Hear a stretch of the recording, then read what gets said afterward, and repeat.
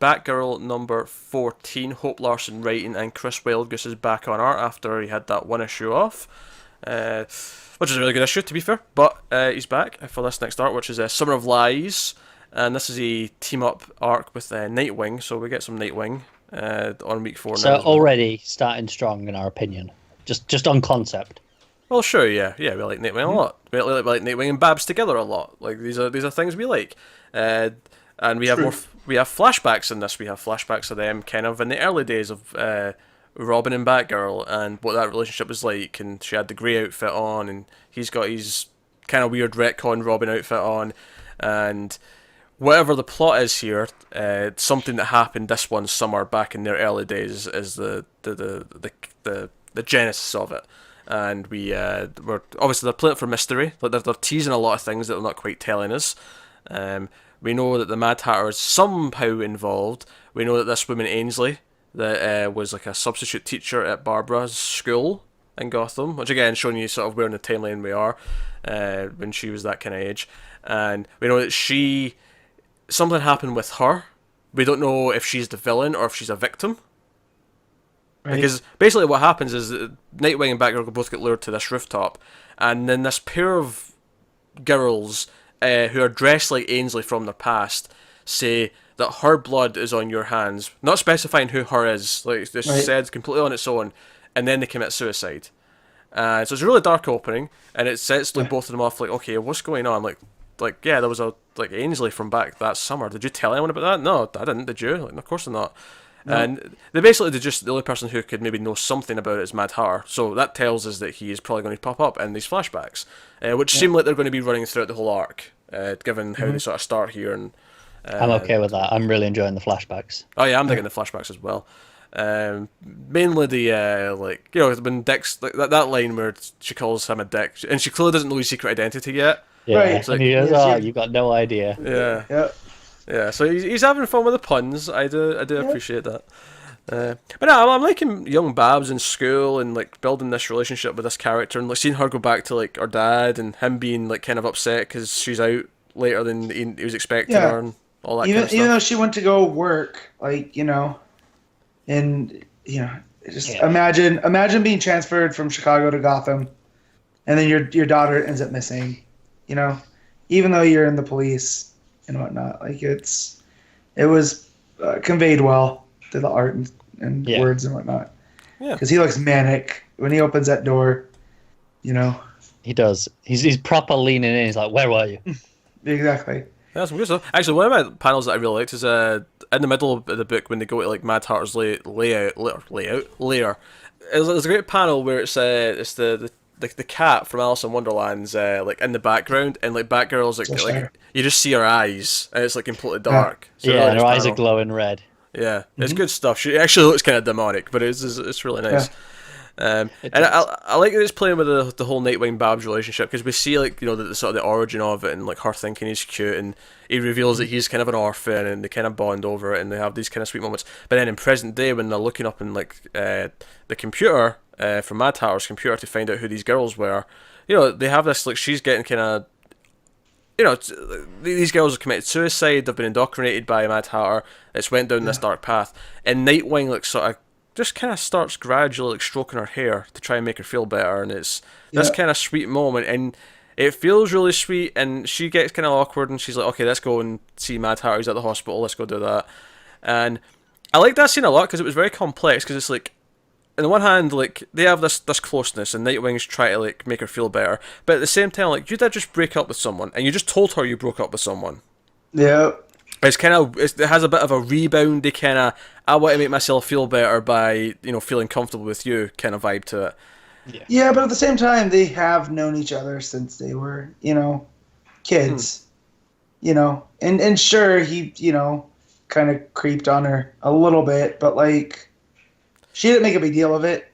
Well, yeah, I mean, that's kind of the thing. It's kind of like he makes the move because he wants to be affectionate, perhaps partly because of his own life right now. Like he needs to feel close to someone. And he's comfortable with Babs. They met on the top of that bridge tower. Yeah, that was a thing that we saw in both. And she kind of, she quickly just sort of changes the subject and says, "Let's go." And Dick's reaction to that, like that last panel on that page where he's kind of looking after, like, "Oh shit, did I just mess up?" kind of thing.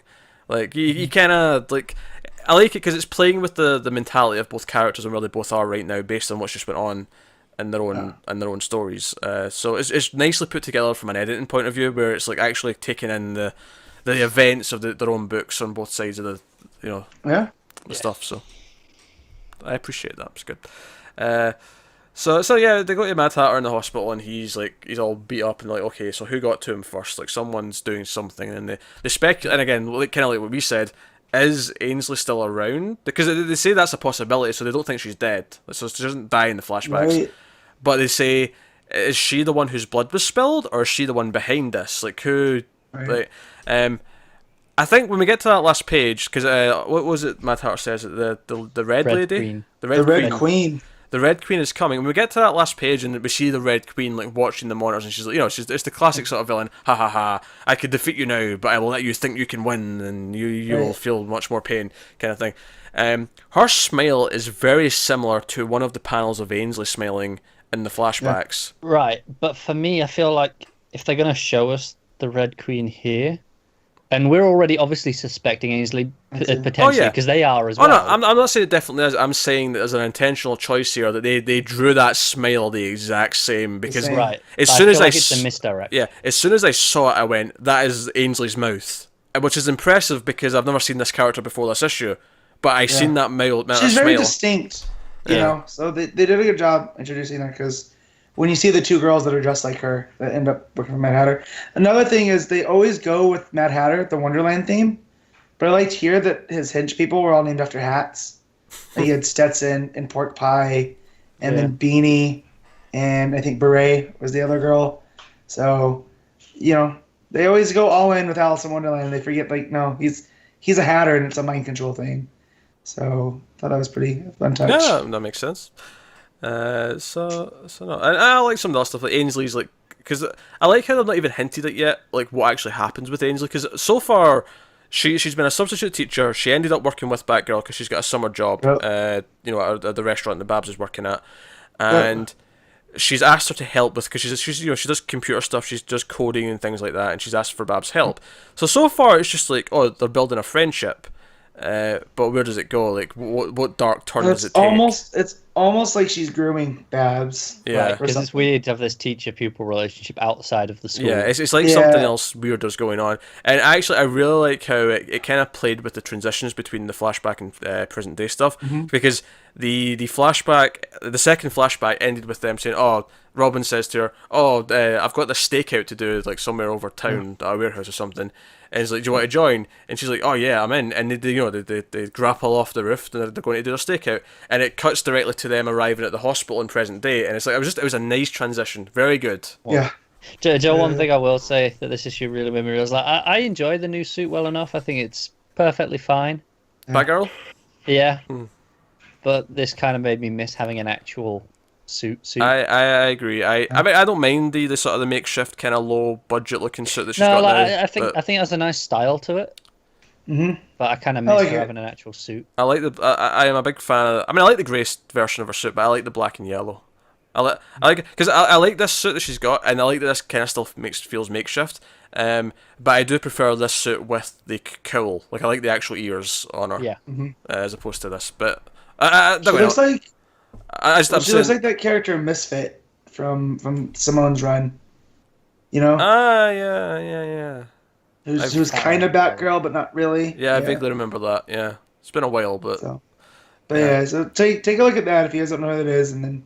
Don't get me wrong though. I'm not complaining about this suit, because I like that this is, like, clearly the first, like, little bit of time. Like, this is maybe like a few months after she started becoming Batgirl. In fact, one of my little moments that I liked in the first flashback is, like, she's like, "Oh, you hear it," because it's across from the field where the cheerleaders are all practicing, and she's like, "Oh, you here to, like, spy on the cheerleaders? Some cheerleading, like, plot going on." And then she has this little moment. She's like, "Why didn't Batman ask me to spy on the cheerleaders?" Yeah, I like that. For me, it was like, was Dick just there because he was interested in her, or has Batman kind of gone to Dick going, "Go keep an eye on her"? Yeah. That's the funny thing. I could see it being either or, because I feel like That's Batman it. would want an eye on her because it's those early days when he doesn't quite trust her yet. Yeah. But at the same time, I could see it being, I don't know. Dick's like, I'll take that job. I'll go spy on the cheerleaders because he knows Babs. You need someone to do it. I'll do it. Like Yeah. Alfred's busy. I'll do it. But it shows that he doesn't trust Babs that much yet, because it actually would make more sense for Babs to spy on them because she's already at the school. Yes. She has a reason to be there. But no, so I like this issue a lot. I think I'm going to enjoy this arc quite a bit. Batgirl still maintain one of the most solid single shipping since Rebirth. I think it is my favorite of the single shipping books. Yeah, I think it's up there for me. I think you've got this, and you've got maybe Super Sons, and Yeah. maybe another one that I'm forgetting. But like, there's a few that are sort of top of the cream. There's quite a few good ones though, and obviously Green Arrow's joining that soon, so that'll be up Right. there. At that point, then I have to reconsider. Is Batgirl still my favorite? But no, so that's Batgirl, which is really good. I'm obviously Dick and Babs with flashbacks to them when they were teenagers is honestly an easy sell like an easy for us. point, and it's like, okay, yeah, I'm in. It's a softball for us. I mean, Matt's And yawning, but he's just tired. Trust me. Yeah, I'm tired. I'm really enjoying Wild Goose's art. It's good. Yeah. I mean, obviously, we started with Albuquerque, which is like a lot Yeah, to it live still up to. feels like a little bit of a step down because What's most people Albuquerque? do like Albuquerque, so it's Yeah. not really an insult. But at the same time, it's been very consistent. It's there's been more issues of him now than Albuquerque, so it's kind of like, okay, this is the book's tone now. Yeah. And to the book's credit, or to whoever's like picking the artist, I didn't feel a step down for the last issue that was like the winner. Like that was also very good. Arguably better, in fact. I think I might have liked that better. I can't remember. I'd have to go back and look at it again. It's been a whole month.